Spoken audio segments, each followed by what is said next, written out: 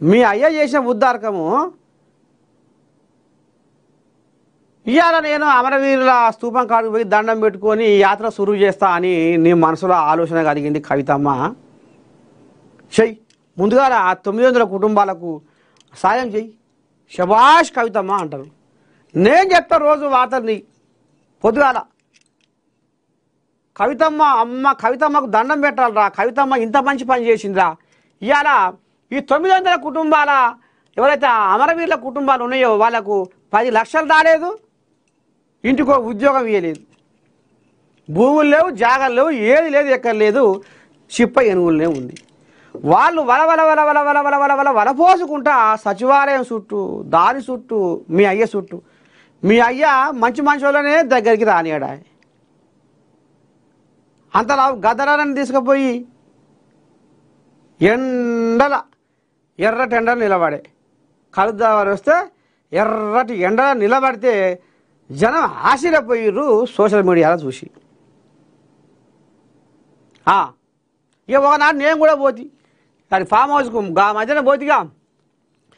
నేను ఆయన మంచి కోసమే పోయినా. ఈ బీఆర్ఎస్ చల్లకుండా ఈ బీఆర్ఎస్ను టీఆర్ఎస్గా మార్చే అప్పుడన్నా ఒక రోక్కు వస్తుంది పార్టీ. ఈ బీఆర్ఎస్ ఎప్పుడైతే మార్చినావో దుష్టశక్తులు ఎక్కువైపోయి ఇటు గుంజుతా ఉన్నాయి.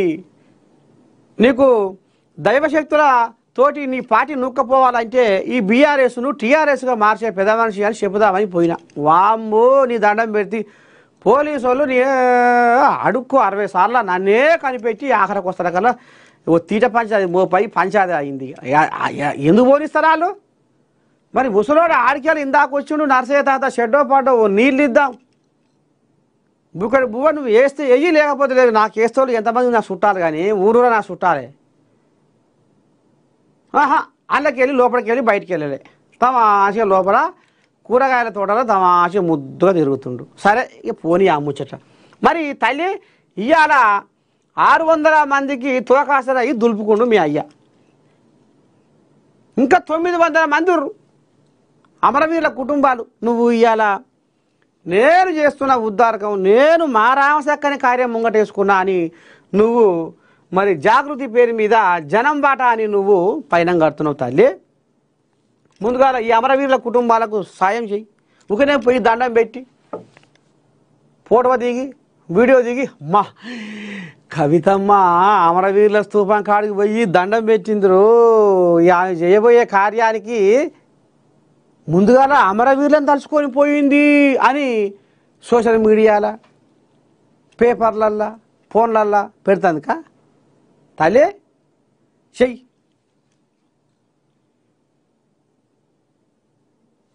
అయ్య చేసిన వెనకటికి అయ్య అప్పు చేసిపోతే కొడుకులు కట్టేది. ఆయన కడుపులో పుట్టినందుకు చెయ్యవు, మంచి పని చెయ్యి. ఇక ఆయన దుకాణం అయిపోయింది, ఆయన చెయ్యలేదు, ఆయన చేయబుద్ధి కాలేదు, అమరవీరుల గోసపుచ్చుకుంటూ అమరవీరుల శాపం తగిలింది, బైకాడ పండుకుంటుండు మీ అయ్య. మరి ఇప్పుడు నువ్వైనా చెయ్యి. 900 మందికి నువ్వు సాయం చెయ్యి. 10 లక్షల చెక్కు, ఇంటికో ఉద్యోగం అని ఆయన మీ అయ్య అన్నాడుగా. మరి ఇవాళ నువ్వు వాళ్ళకు కొంత సాయం చేయాల. వాళ్ళు యాడ్ చేస్తారు కదా నిన్ను. కడుపు చల్లకుండా కేసీరావయ్య బిడ్డ కవితమ్మ మమ్మల్ని కనిపెట్టింది, మాకు సాయం చేసింది, ఆ తల్లికి మేము మొక్తాం అని నిన్ను యాడ్ చేస్తారు వాళ్ళు. వాళ్ళ బొక్క బొందర పెడదాకా నేను గుర్తుపెట్టుకుంటారు. అప్పుడు చేయి నువ్వు. ఆ పైన ఉన్న అమరవీరుల ఆత్మ శాంతిస్తుంది. తెలంగాణ రాష్ట్రం కోసం, ప్రత్యేక తెలంగాణ కావాలని వాళ్ళు ప్రాణాలకు ఆశ వదులుకొని ప్రాణాలను లెక్క చేయకుండా వాళ్ళ రక్తాన్ని చిందిస్తే మీరు 10 ఏళ్ళు రాజ్యం వెళ్ళారు. మీరు ఆడిందే ఆట, పాడిందే పాట, మీ ఇష్టం వచ్చినట్టుగా పరిపాలన సాగించారు. ఇక లాభం లేదని జనాలు కర్రు కాల్చి ఎర్రగా వాత పెడితే మీ అయ్య పోయి ఇప్పుడు బాయికాడ ఉండు.